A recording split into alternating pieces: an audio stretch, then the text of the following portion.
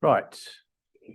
Okay, it's 7 o'clock. Welcome to the Planning Committee on the 24th of January, 2024. I keep having to remember that. Okay, so we have two applications this evening, and I'll go straight to the agenda. Apologies for absence and substitutions. Councillor Elwell is not available. She's not well. I don't know that there's any other issues. Any urgent matters? I'm not aware of any. No. Declarations of interest. Right, let's take them. Councillor Summers. Yes, Chair, I've campaigned for rebuilding the Northolt High School for a few years, and had meetings with the head teacher and her predecessors, and also my fiance is a governor at Northolt High School. But I don't have any pecuniary interest. I think I sort of are looking at this with a fairly open mind. Councillor Gallant. Thank you, Chair. Yes, I live in Acton and I'm a subscriber to the Mill Hill Park Residents Association, but there's obviously no pecuniary interest, so I think I can approach this with a completely open mind, this application. Okay, any further? No. Okay, thank you. Right. Any matters to be considered in private? I'm not aware of any. Nope. Right. Minutes of the last meeting. None on this occasion. Right. Okay. Site visit attendance. Oh, that was interesting. Right. Okay. Councillor Arwell, Councillor Martin, Councillor Raza, Councillor Padder, Councillor Summers, and Councillor Gallant. Am I correct? Okay. Right. Right. The agenda is Northolt first, Northolt School, High School. There are no speakers on that, so I'm going to bring forward the Iranian Studies Centre in Acton as the first on the agenda this evening. So we have we have one objector and one applicant. So, but we got to introduce it first. John.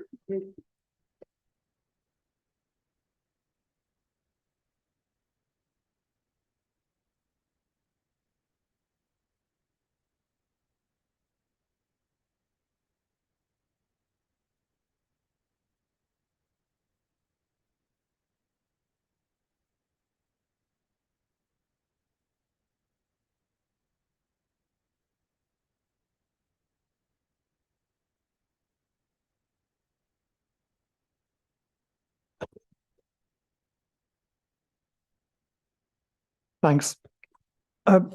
This application is to redevelop the existing library for Iranian studies in the Woodlands Hall in Acton, with a building of up to 9 stories containing a cultural centre and library on the basement, ground and first floors, a ground floor cafe with outside seating, and 105 student housing units on the upper floors. The site's on the western side of Crown Street, within Acton Town Centre. Is just outside Acton Town Conservation Area to the north and east, which includes the adjoining Woodlands Park. The Mill Hill Conservation Area lies just to the south of the site. The rationale for this scheme is that the existing library is no longer fit for purpose due to a failing building fabric and an inflexible layout without disabled access. The replacement cultural centre would be run by a charity and focus on the Caspian and West Asian population in the UK. A development partner is involved so that the student housing on the upper floors can fund the cultural element, which the cultural centre as a charity can't afford to do itself. The proposed provision of just 4 affordable student units is low compared with the London plan target of 35%. However, this has resulted from exhaustive discussions and 4 separate viability reviews by the Council's viability advisors, going on for well over a year.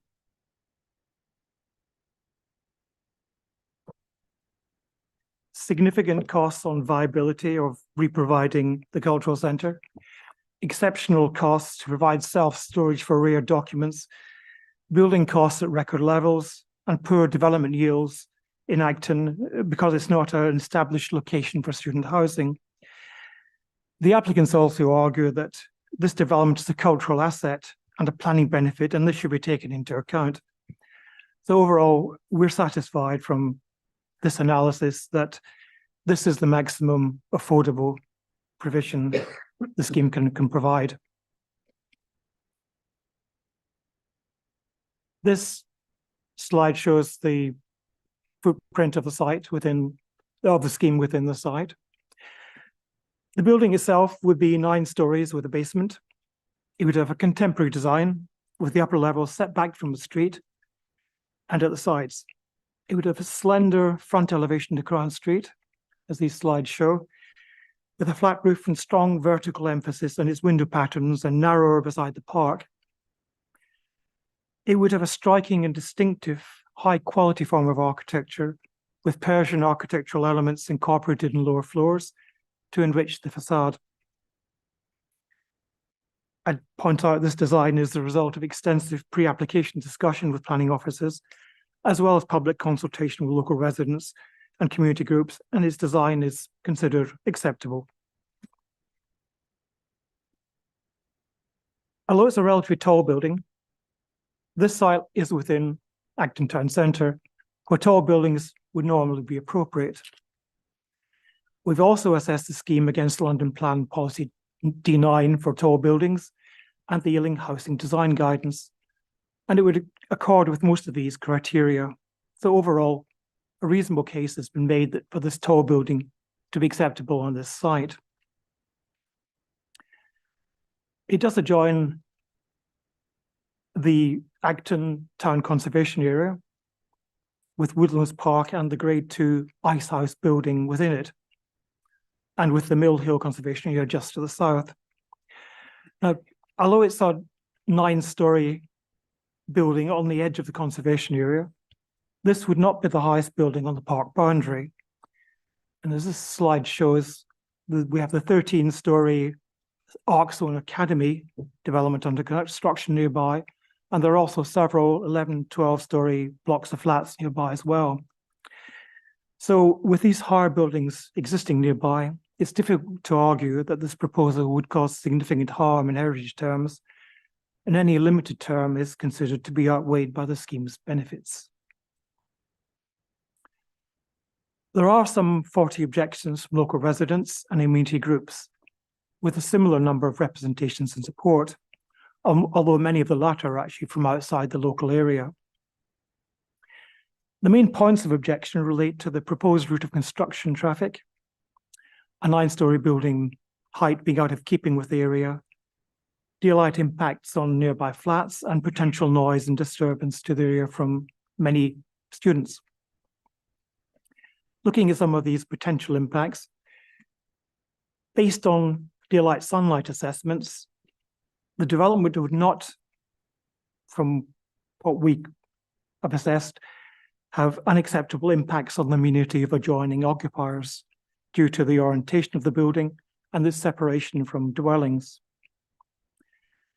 We've had some objections on these specific points, and for that reason, several additional daylight assessments were carried out to confirm whether these specific objections affected light to buildings in Crown Street.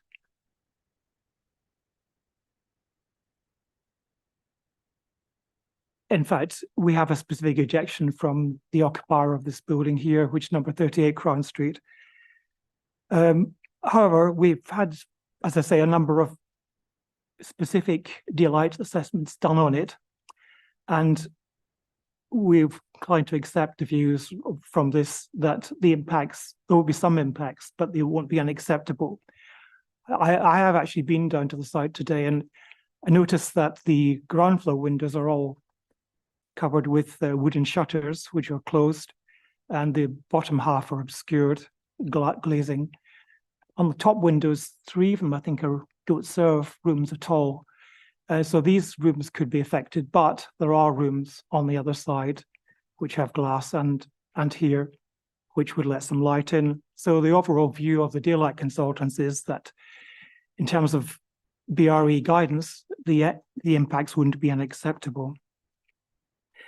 They've also done overshadowing impacts on all adjoining gardens, balconies, open space, including Woodlands Park, and these were assessed and confirmed to meet the BRE recommendations for sunlight. As I said, there were some objections regarding potential disturbance to nearby dwellings from students and activities, but these should be minimized by a student management plan being prepared by the operator of the student housing to control activities in the building. These will include factors like an on-site property manager, on-site wardens, CCTV, a 24-hour help desk, a student tenancy agreement, and a mobile security company on call to look at problems outside. In addition, the hours of operation of the student amenity area at the top and the cafe itself are also to be controlled by conditions. There will be some passive surveillance of the park from the student housing, and that's believed to help reduce antisocial behavior, which has been a problem in this park in the past. So on balance, the development is not considered to cause unacceptable impacts in terms of residential amenity. The scheme will be car-free, apart from one on-street disabled parking bay. The transport assessment estimates a net increase of 17 vehicles a day, including both cars and delivery vehicles, with a net increase of only 3 vehicles during peak hours. So on that basis, there should not be a material traffic impact on the local roads from it. And since the development will be car-free and students, residents and staff will not be eligible for resident parking permits, there should be a minimal impact on resident parking in the area, which is also got very well served by public transport. A large number of the objections related to residents concerned about construction traffic using Avenue Road and it causing significant safety risk. But we've addressed this with a condition requiring a construction traffic management plan, where the applicants have to demonstrate that construction vehicles will access the site by routes that minimize the use of both the upper end of Avenue Road and Mill Hill Road, and that any large HGV deliveries will be undertaken outside of normal school, nursery drop-off and pick-up times. To implement the development, 4 trees of low amenity value and some shrubs need to be removed, which is less than the 7 I've indicated to be removed in the report. These trees are actually shown on this plan. It's 2 at the front, which are T2 and G1, and 2 at the back, immediately adjoining the building, which are T10 and T13. However, as we indicate in the plan, in the report, 17 new trees will be planted within the park to offset this, and these will be semi-mature trees to make a significant contribution quickly. There's also a Section 106 financial contribution to offset the tree loss, and also for improvements to the park itself. In terms of ecology, there's going to be soft landscaping, biodiverse roofs, flower-rich perennial planting and scattered trees, and various other measures to improve habitats. And that should give the scheme an overall biodiversity net gain of 34%. All these measures are going to be secured by condition. Overall, the scheme will provide a number of planning and regeneration benefits. These include the provision of an improved cultural facility in the area, 105 student units, 4 of which will be affordable, provision of a cafe accessible to the local community and with a public toilet available to the park users. The cultural centre will also be available with its function rooms and meeting rooms to the local community. In fact, the applicant indicates that's like to be encouraged. So there are a number of benefits. There will also be almost £270,000 in Section 106 contributions, including towards local community facilities and open space improvements to the park. These benefits are considered to outweigh the scheme's limited deficiencies, so it's recommended for approval subject to Section 106 and Section 278 agreements. Thank you. Thanks, John. Sorry, thanks, John.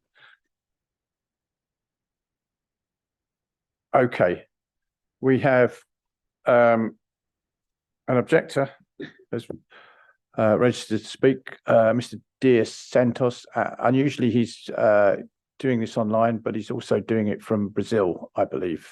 So this is kind of a first for this council, I think. And there you go, on cue. You are aware you've got 3 minutes, and at 30 seconds out, we will let you know you've got 30 seconds to go, Mr. Santos. And when you're ready, please start. Should we just check that you can hear us and we can hear you? Yes, I can hear you, Chair. Thank you. Can you hear me? Yes, we can. Thank you. So all's well. So when you're ready, start, please. I am the freeholder of 38 Crown Street, which is directly opposite the development. The effect of the development will be to reduce the daylight in my living room, dining room and kitchen by over 40%. The Daylight and Sunlight Report accepts that the daylight from the 5 windows which serve these rooms will be reduced from 33.3% to only 19.5%. That is a loss of over 40%. The reduced figure of 19.5% is also well below the crucial 27% daylight threshold, which triggers the breach of the BRE in my case. To mitigate this breach, the Daylight and Sunlight Report says that there are 2 other windows which serve these rooms, being windows 129 and 133. 129 is irrelevant because it's in the self-contained WC. 133 is an obscure window which is semi-opaque. I told the applicant over 2 years ago that 133 was an obscure window, but the applicant did nothing. Instead, just 2 weeks ago, the applicant submitted a revised Daylight and Sunlight Report, which contained the bold statement that obscure windows generally transmit the same light as normal windows. This statement is incorrect in my case. The light through 133 is very considerably reduced because of the opacity of the glass. The applicant had the chance to inspect and take measurements and calculations of the light transmittance through 133, but it chose not to do so. It's now too late for the applicant to do so because that ship has sailed. The second mitigating factor relied on by the applicant is that my windows pass the separate daylight distribution test, but that does not take account of the fact that my rooms will still lose more than 40% of their light. Distribution of the light in the rooms may be the same, but that does not compensate for the very extensive loss of light which the rooms separately suffer. The reason the shutters are closed today is because I'm away. During the day, they are normally open and they are closed at night. The final mitigating factor relied on by the applicant is that after the development, the retained VSC values of my 5 windows will be between 19 and 20%. And I should count myself lucky because VSC values of between 15 and 20% are acceptable in London. But that is nothing to the point when I'm currently well above that bracket, and there is no proper justification for reducing my light into that bracket, which takes it below the crucial 27% threshold. Finally, the development also breaches policy 7B of the Ealing Development Management Plan, which requires development to achieve a high standard of amenity for neighbouring properties by ensuring good levels of daylight and sunlight.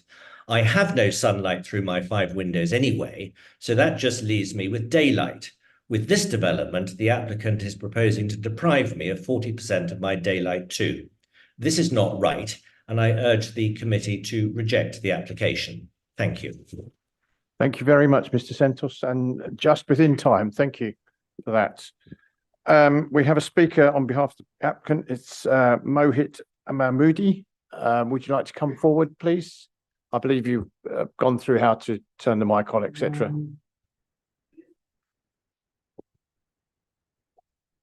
I guess it's done, right?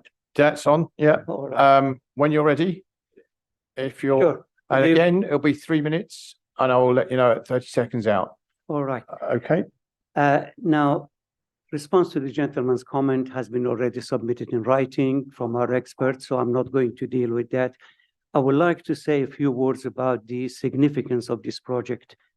Caspian Cultural Centre is a charity under the oversight of the UK Charity Commission. We are not developers, and as trustees of this charity, I and my respected academic colleagues have no profit motive on this project. This is a community-led scheme, and it aims to create a new fit-for-purpose cultural center for the community. I want to assure the neighbors that the proposal that we are putting forward is the best option for this site and for the community. We had options to sell the property, the site, to a developer and walk away from it.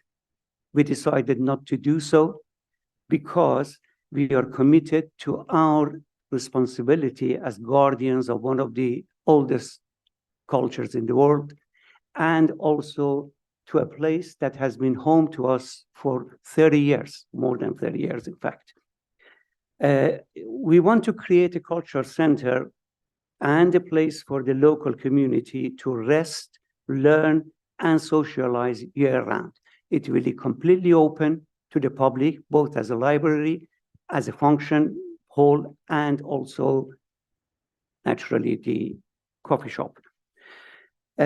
Additionally, we hope that this will be a new landmark for Acton and a suitable home for more than 50,000 books and manuscripts about the culture and history of West Asia, something that will attract scholars from all over the world to this area.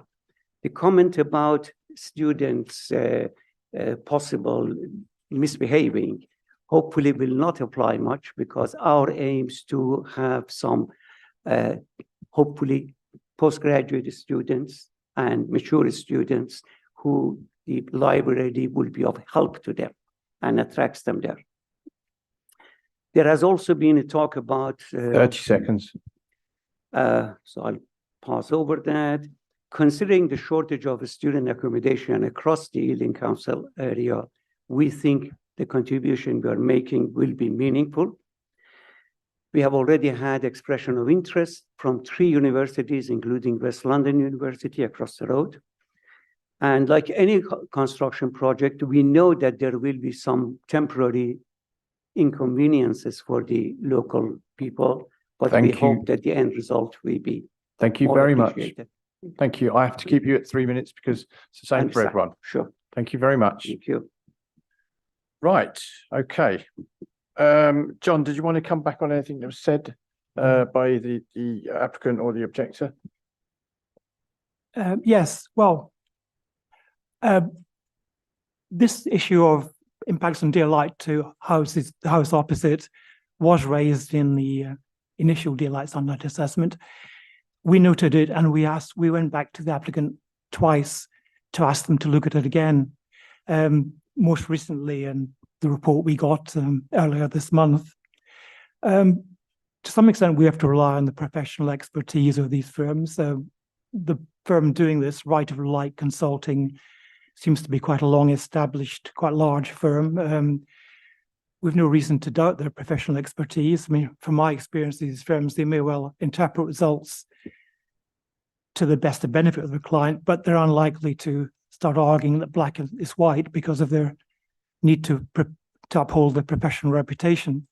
So their view is, as we set out in the briefing note, that because the front ground floor windows have a retained value of a certain level, and there's also light from larger windows at the rear which are unaffected by proposal, their professional opinion is that the overall impact on light to the house will be within acceptable limits in terms of the BRE guidance.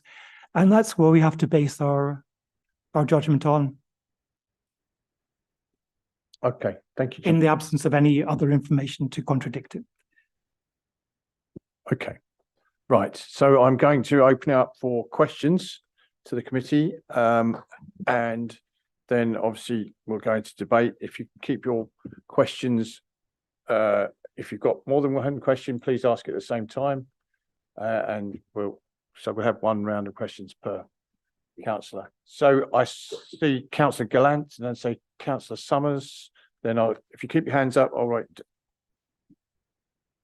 Carry on. Thank you, Chair. May I ask 2 questions? This is about the students.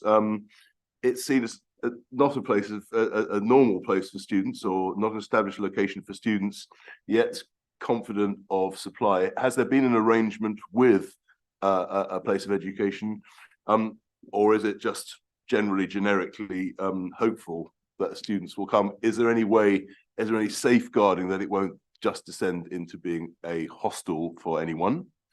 The second question is about security from the park. I know the park very well, it's very dark. Are you concerned about access from the park, especially in the dark hours? Hold them for a minute, and I'll take a few questions. So, Dark Park, right, okay.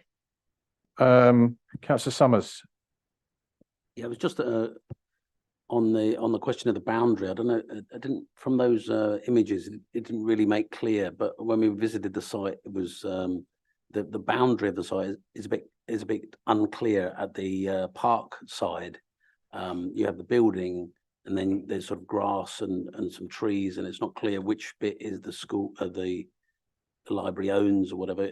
Do you have any sort of slides or any to show will the new building be, that's the boundary, or will it have any? I think there's also talk in the report of an outside part seating for a cafe. Okay. Councillor Padder. Thank you, Chair. Yeah, my question is not on the report itself, it's on the objectives. A document which is sent to, it's on the third paragraph where it says, whereas only part of the frontage of the flat at 30 to 36 face the development, and so the loss of light for me is much greater. The development is 9 stories high and only about 10 meters from my house. That's the bit I don't understand. 10 meters from my house bit. It's across the road, so I don't know how it works. Yeah. Yes, thank you. Okay, should we take those? John, are you okay with those? Yeah. And then we'll come back for another round. Yeah, thank you. Rightio, Councillor Gallant's first question, I think, was about whether there has been an agreement with any educational bodies to occupy student housing. This is quite a normal situation with these types of developments. In the legal agreement, it's a requirement that before they get that they have to provide a nomination agreement from educational institutions to occupy the student housing.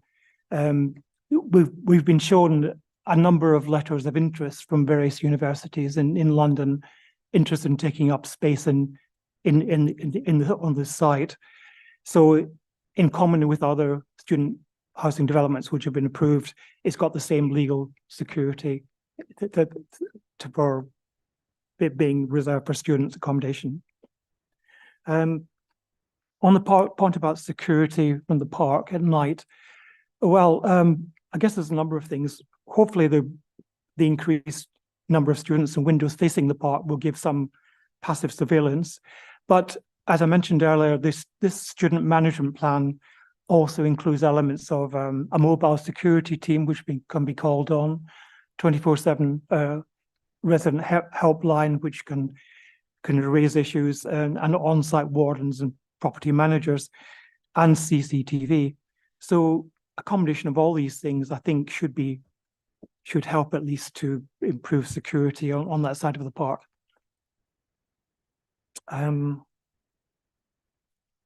Right. Sorry. Yes. Demarcation in the future. Have you lost connection there, John? Yeah. Okay, let's take your time. Oh.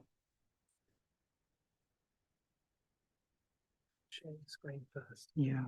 So we'll get back to this one. Just to this one.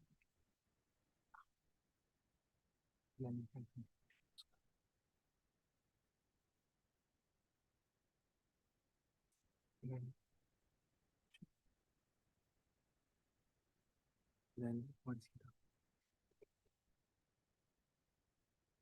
you right.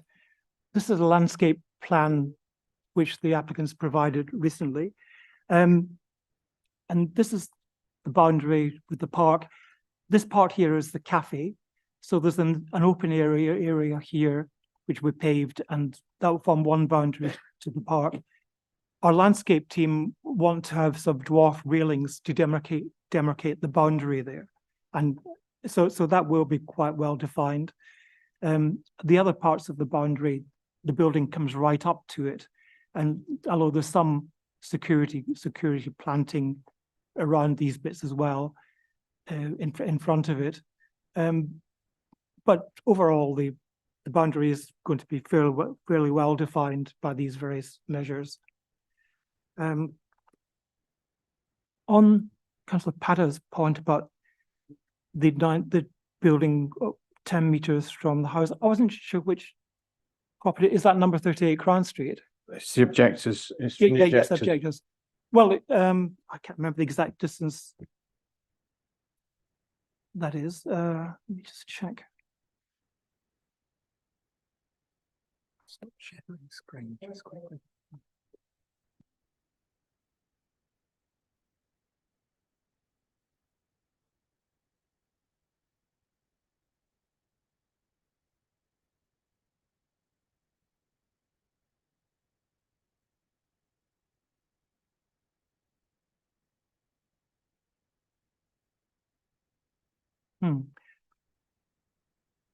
Right. Well, I'm not sure of the exact distance, but obviously it's separated by the road, and some trees from the building. I'm not sure that's the main determinant of the daylight impacts. That partly depends on the orientation of the building and the relationship of the new development to it. But despite that distance, I mean, the calculations done by the daylight consultants don't necessarily take into account distance. That they look at various measurements of light to the windows and amount of skylight they can see, and on that basis they consider it's acceptable. So the actual separation distance isn't a critical factor in that, I don't think. That's probably as much as I can tell you on these kind of quite technical issues. Okay, right. Councillor Martin, then Councillor Mahmood. Anyone else indicating?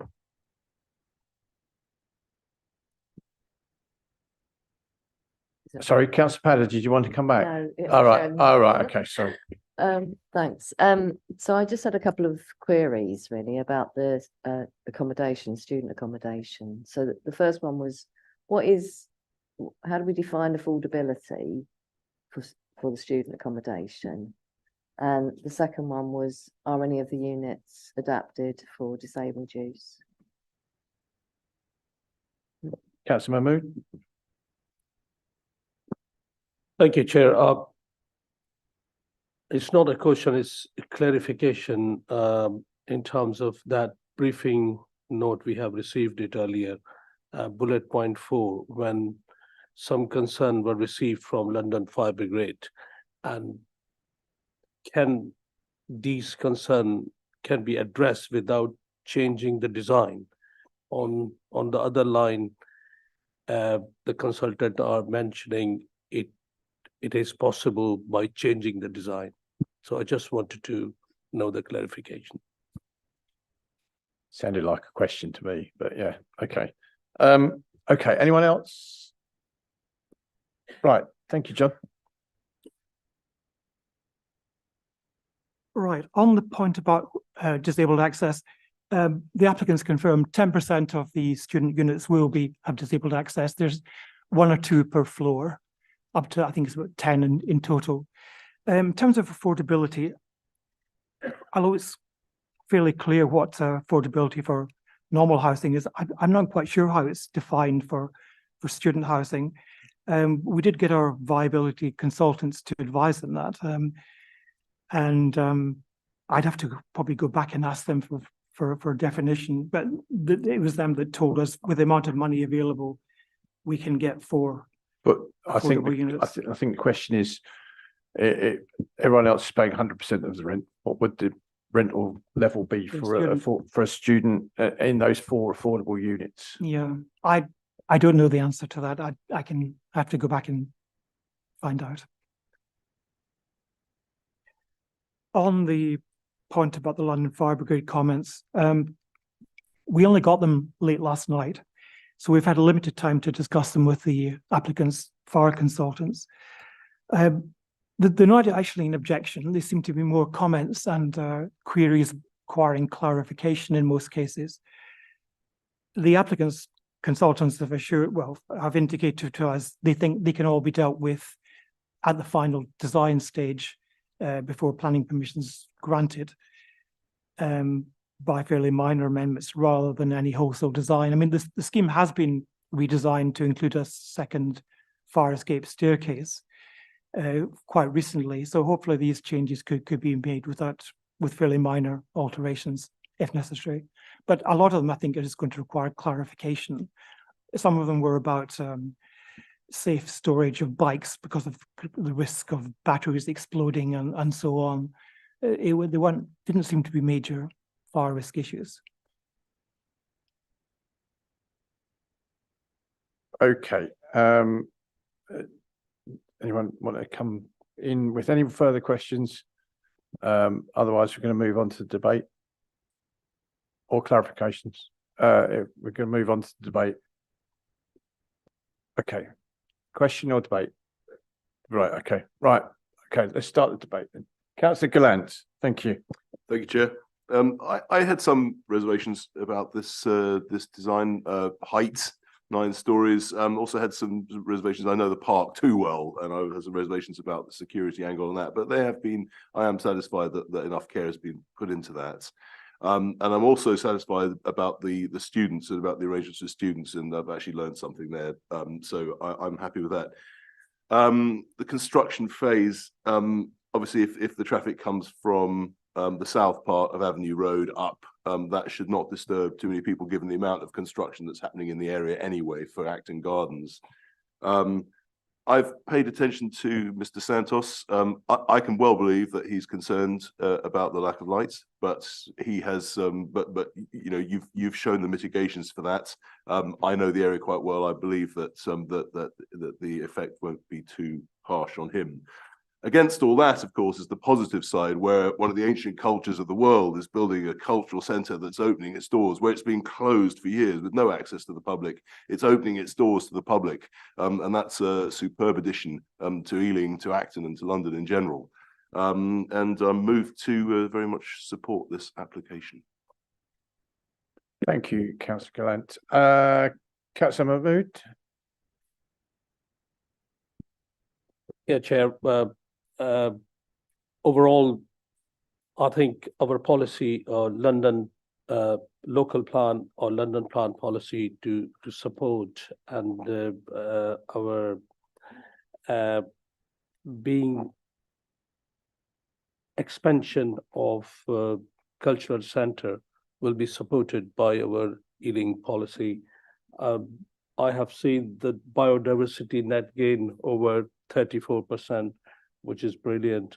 And it's if you see the architect, it's very contemporary Persian architect, and I think it will be the first cultural centre plus student accommodation in the borough. So I would be happy to support that proposal. Councillor Raza. Thank you, Councillor Mahmood. Well, as someone who works with students, not these particular ones, but there's an acute shortage of something where it's suitable accommodation for students in London. So I welcome that part of the scheme. As I'd just like to echo Councillor Mahmood's points about the architectural merit, I think the scheme has actually taken a lot of sensitivities of the surrounding areas and has made a really good scheme. So I'm minded to support it. Thank you, Councillor Raza. Councillor Busuttil. Yeah, thank you, Chair. I'll be brief. I think this is one of the better applications that's come to committee. I quite like the design of it. I don't think the height is that particularly evasive. There's lots of people in the borough who live by 9-storey buildings or even taller. I think, as Councillor Raz said, I think the cultural aspect is certainly in tune with the area. It's quite a diverse cultural area, and I think this complements it. Again, I think it's a really good application, and I'm minded to vote for it. Councillor Driscoll, on your first planning committee. Thank you, Chair. Yeah, going through the application, I think checking how it's being compared against the area as it is and as is being developed in terms of height and our own policy, I think it is in compliance with that. So I think it is complementary with the area and fits in. The design, I think it's got particular features of merit, which is to be welcomed, and often is of more interest than other typical designs of buildings that are often put up. So I think that's a positive. And also that it's got that community aspect and the cultural aspect that's going to be supported. So that's to be welcomed. I hear the comments made by the objector in terms of light, but also the officer's response in how we're viewing that and taking that into consideration. So that has been thoughtful as well. So I am minded to support this as it's going forward.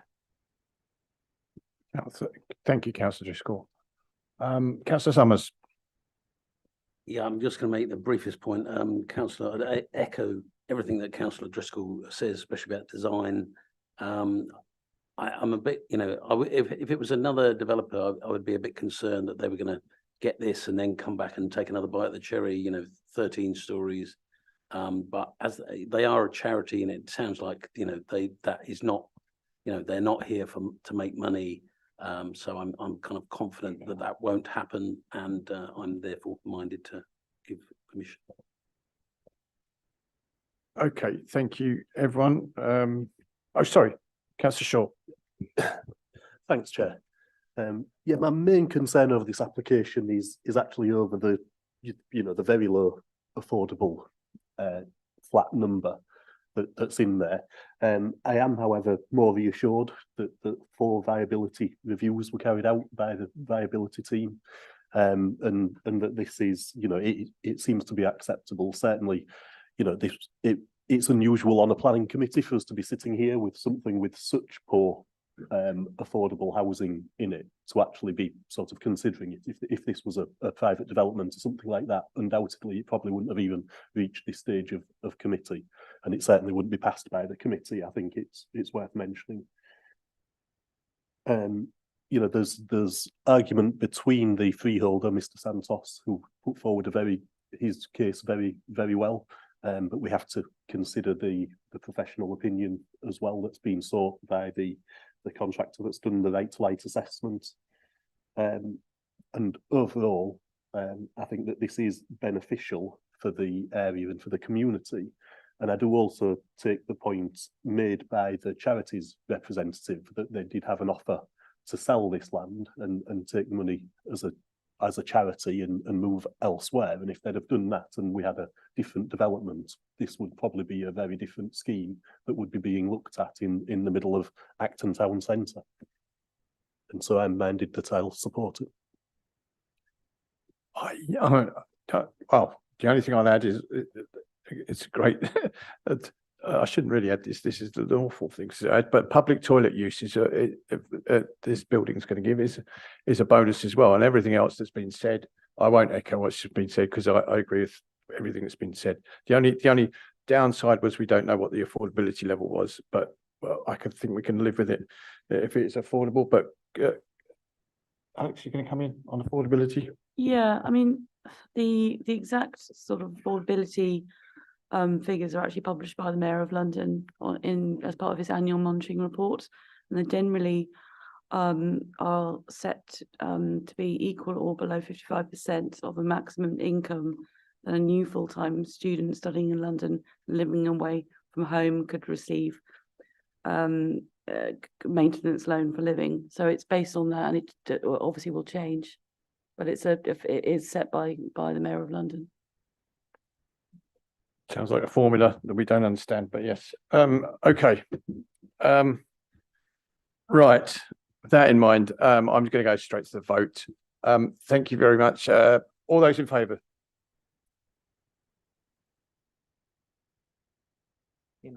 Yeah, I make it unanimous, but just for clarity, all those against? Any abstentions? Right, correct. Okay, so that application has been passed and we'll move on to the second application, which is North Holt High School.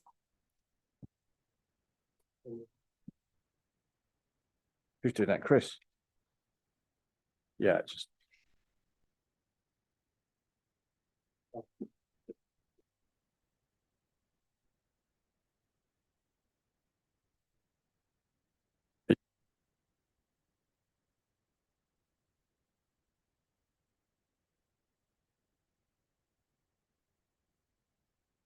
Just let everyone leave.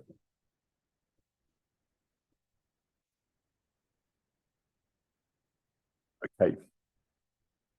When you're ready, Chris. It is Chris's first planning committee as well, so be gentle. Thank you, Chair. Good evening, everyone. This application relates to the phased redevelopment of North Holt High School. The application site is located on Eastcote Lane in North Holt and contains a secondary school and sixth form. There are currently 1,100 pupils enrolled at the school. The existing site includes a number of buildings that range in height from single to 3 stories. The surrounding area is predominantly residential in nature, comprising of 2-story dwellings and 3 to 4-story blocks of flats. The proposed development would involve the demolition of existing school buildings outlined in dotted red in this image. The artificial turf pitch, sport block, and caretaker's house would be retained as part of the development. The proposed educational building would be consolidated in the south of the site and would replace the existing educational buildings. It would have a maximum height of approximately 12.75 meters and building footprint of approximately 3,600 square meters. There would be a total reduction of building footprint of approximately 5,210 square meters, a 59% reduction in total. There would be an extension to the existing sport pitches and installation of a 3-court multi-use games area. There would be no change to pupil numbers apart from the 30 additional resource provision places. This slide shows elevations of the proposed educational building.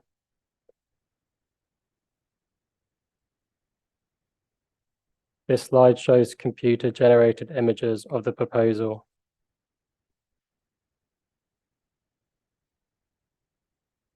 During public consultation, 4 representations were received in total, including 1 objection, 1 neutral, and 2 comments in support.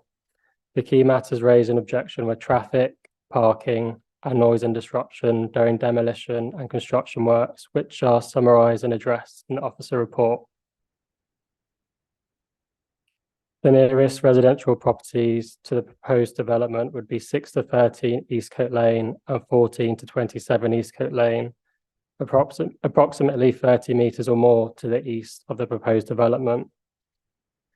The amenities of these properties would not be affected due to these separation distances and having regard to the scale, mass, and bulk of the development.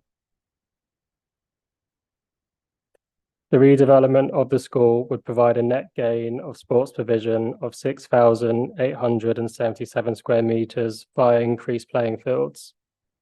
The playing fields and multi-use games area would accommodate various sports.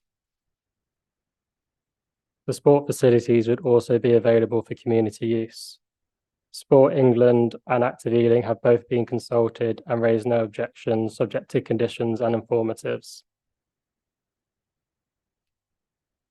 The existing vehicular access points along Eastcote Lane would be retained, except for the existing vehicular access to the southeast of the site, which would be repurposed as a pedestrian access to the main school building.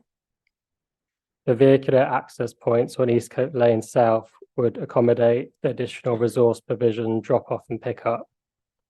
Site deliveries and servicing would also take place via the additional resource provision access when pickup and drop off is not taking place. The proposal would be a net zero carbon development and would be built to BREEAM excellent standard. The proposal would incorporate measures such as high quality landscaping, trees and green roofs, and would have an urban greening factor score of 0.38. There would also be a biodiversity net gain of 21.17% in habitat units and 4.83% in hedgerow units.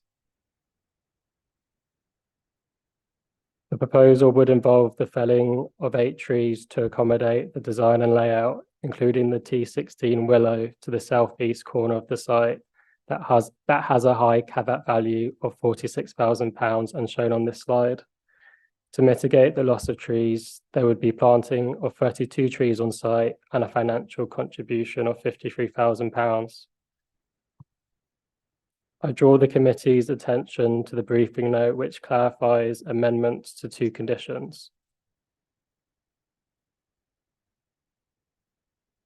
Overall, the proposal would provide a significantly improved educational facility, enhanced design and layout, greater sport facilities in terms of quantity and quality that would also be available for community use, a net zero carbon development, strong urban greening and biodiversity net gain credentials, and would accord with local, regional and national planning policies.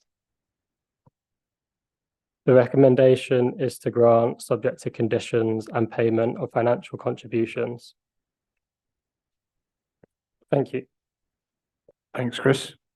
We do not have any speakers on this, so we can go straight to questions. So I'm going to sweep round this way. So Councillor Summers, start us off, and anyone else keep your hands up, please.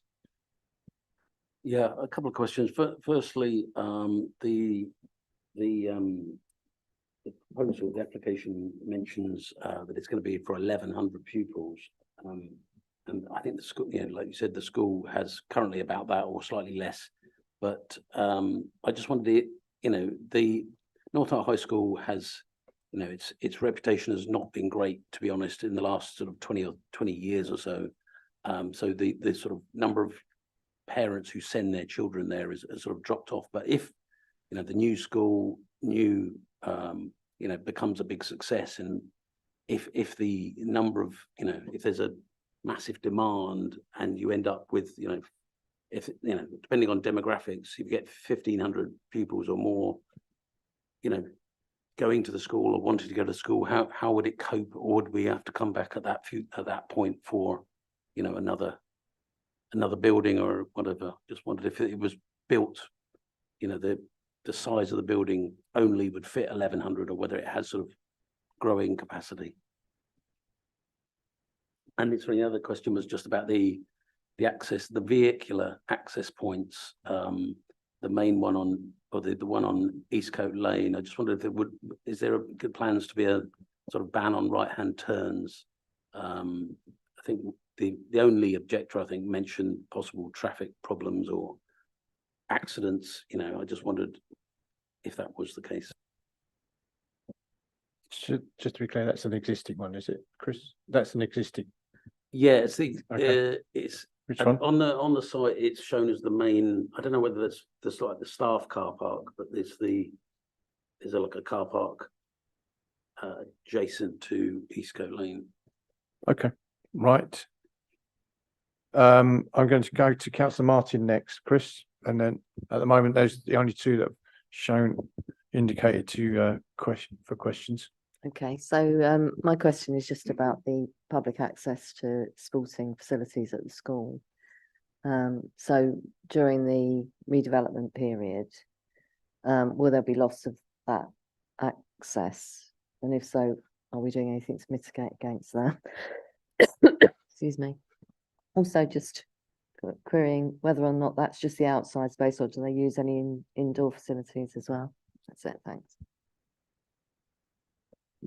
Okay, right. So there's 4 questions there. One is it future proofed for enhanced capacity?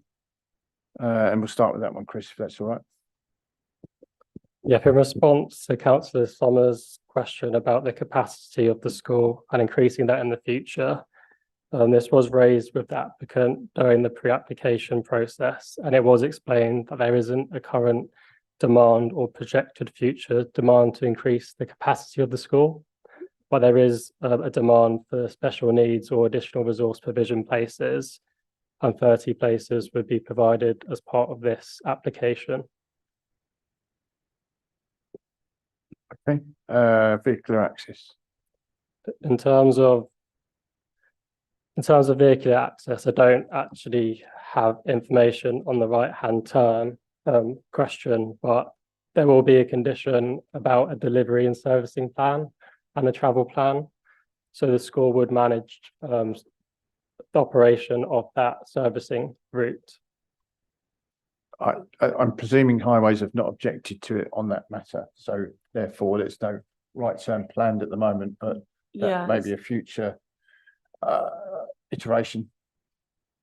They haven't raised objection to that. They haven't made a recommendation to address that. So I think the tools that we have suggested as part of the sort of delivery and servicing plans should capture those things if we want to pick that up again. I guess, I mean, I don't think there is a ban on right-hand turns currently from the main axis, which is the top of the hill. So I guess people will learn how to pull out and safely. So I'm sure as the ward councillor, you may bring that up if it becomes an issue locally. Next is public access while the site is in transition. So during phase 1 of the development, so when the buildings to the south of the site will be demolished and the new educational building constructed, there would still be access to the existing sports block, artificial turf pitch and playing fields. But during phase 2, there would only be access to the sports block and artificial turf pitch while the new playing field is constructed. But once that's completed, there'll be access to the sports field again and the mugger once it's constructed. In terms of indoor facilities, I don't know what current facilities they have indoors, but as part of the new development, there will be activity studios and fitness rooms that would be open to the public to use. Okay. I think that's exhausted questioning from the committee. So I'm just opening up for debate. Anyone? Right. Okay. Councillor Summers first, Councillor Martin next, Councillor Shaw, and then Councillor Raza. Yeah.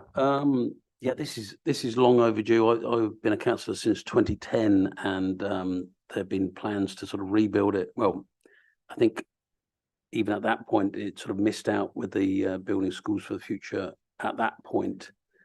So it's been needed for a long time. That the schools, originally it was 2 schools: Elliot's Green Grammar School and Vincent Secondary Modern. So that's why it's all sprawled over 2 sites, because it was basically 2 separate schools which merged in the 60s or 70s, I think. So this is long overdue, and it's a really good.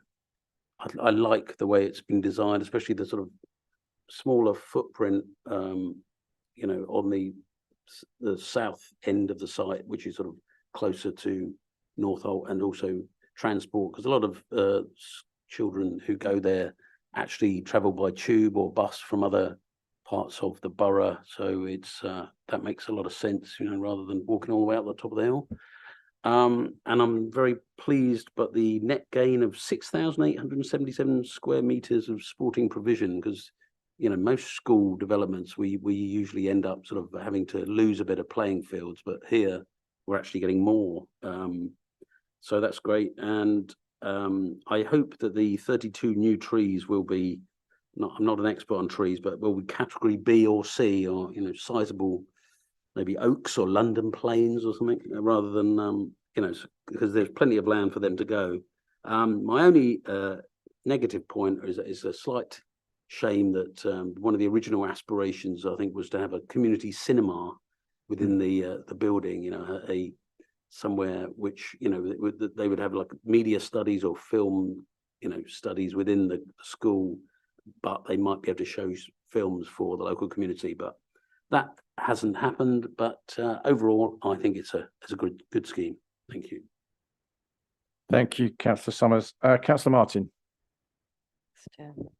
Yeah, I think it's very unusual, echoing Councillor Summers' point, for a development to actually so enhance the sports facilities. So I think that's very much welcome. I have to admit, I am a governor at Alec Reed down the road, so we're a bit in competition. But nevertheless, I think You didn't declare that, but yeah. I didn't declare that, no, but it's not affecting my opinion on this. But you know, it's very much needed in the area, as we both know, and so I think this is a great scheme, and I'm very happy to support it. Thank you, Councillor Martin. Councillor Shaw.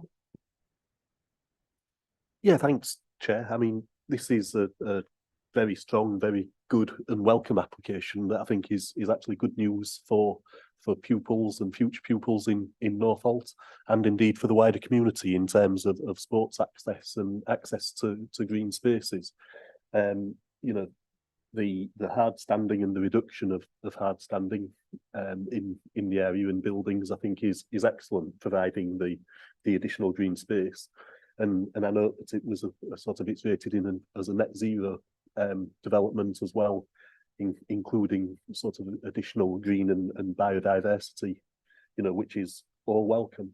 The additional resourced places for the SEND children as well, and those with high needs, we know is much needed right across the borough and indeed in London, and so that is also good news. So I will be supporting this. Thank you, Councillor Shaw. Councillor Raza. I just want to echo what all colleagues have said, but on top of those points, it's not just a school, it's not just a place of education. I think it will vastly enhance all the other community groups that use that area. We now have a youth group that's setting up in the school. We also have a group that supports parents from ethnic minorities, and I think that those groups as well will greatly benefit from this new scheme. Particularly like the fact that it's been consolidated into a more kind of formal space, so that we have got more green space where things can happen. So yeah, all in all, I think I'm minded to support this scheme. Okay, right. I don't see any more indications. I won't repeat what's been said because I agree with what's been said. Thank you very much, everyone. I'm going to go straight to the vote. All those in favour, please show. 12. Right, just for clarity, all those against? Any abstentions? You might look at me as if I'm an idiot, but it has happened before. Right, well, thank you very much. Date of next meeting is 28th of February, so just over a month's time. Look forward to seeing some of you here, some of you not here. In fact, I won't be here, but never mind. Okay, thank you very much.